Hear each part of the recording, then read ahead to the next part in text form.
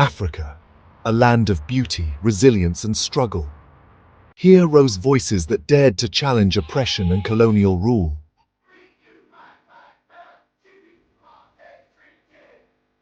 Voices that ignited hope in millions, but were silenced too soon. Steve Biko, the voice of the Black consciousness movement, believed in psychological liberation, freeing the minds of the oppressed to claim their identity and dignity.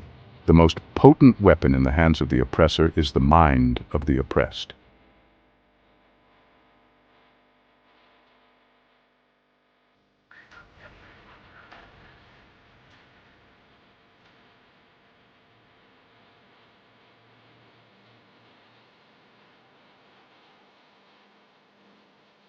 Steve Biko's death became a rallying cry. His ideas survived, fueling the fire that eventually dismantled apartheid.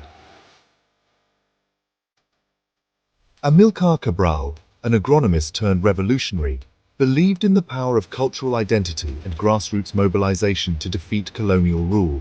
Our people are not fighting for ideas or things in anyone's head.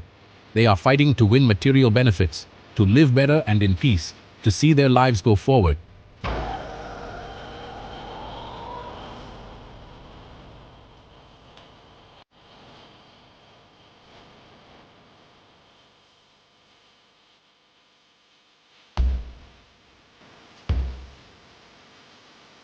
Amílcar Cabral's death left a void, but his vision of independence prevailed, leading to the liberation of Guinea-Bissau and Cape Verde.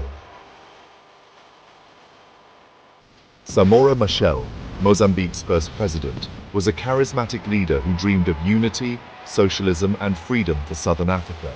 The rich man's dog gets more in the way of vaccination, medicine and medical care than do the workers upon whom the rich man's wealth is built.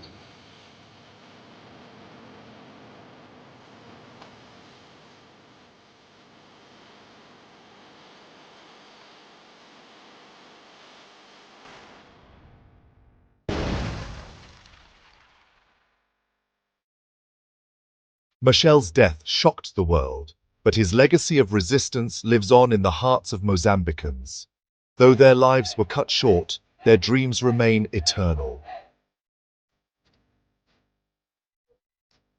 Biko, Cabral and Machel remind us that the fight for freedom is never in vain.